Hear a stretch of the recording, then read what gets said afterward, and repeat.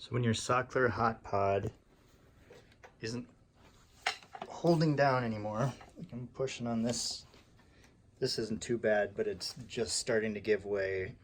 When it gets really bad, it'll be loose up here where it won't even hold the leg at all. That's worst case scenario, but here's how to fix that. So you need to remove this pin, the shiny silver thing in there, to remove the spreader leg from the tripod leg.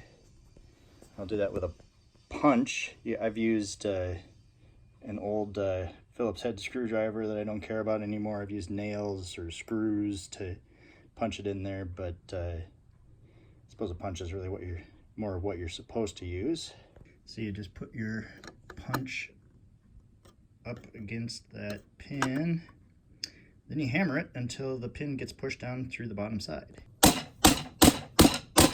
So when that pin is pounded down far enough, the spreader leg comes out. And what you have is a brake system with a bunch of washers. That's this whole rectangle with all those washers. So if you get those out of there, the thing that fails you on this is that the washers all get pushed the same direction. So they make kind of a C shape. They get bowed one direction. So I've got a couple washers, and then there's actually like a hard metal plate. Oh, a couple of hard metal plates. Oh, and a really skinny washer in there too, actually, which I just bent a little. But my tripod went for an involuntary swim recently and got rusty, and I'm sure the rust isn't helping the brake system do its job any. But the main trick is, so you've got these slightly tacoed washers that are all pushed in the same C-shaped direction towards the spreader leg, and what you want to do is flip some of the washers around so that some of the C's are butting against the other ones and making a little more push instead of right now they've pushed and flattened in enough. There's a very specific amount of tension that the leg spreader needs to push on that brake to make it work right.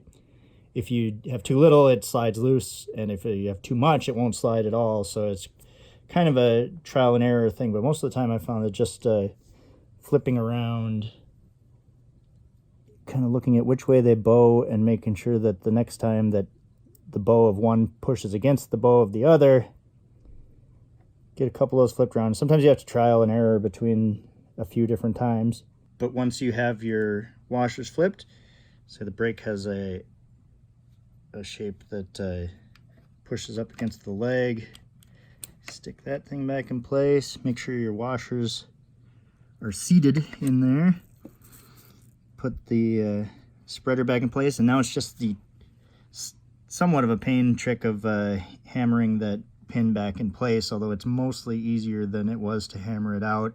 Give it a few whacks with a mallet first just to get it started, and then the last few you'll have to hit with your punch or whatever tool you figured out to push it so that it's flush against the flat area in there. It's flush on both sides. So you pound that until it's back in shape.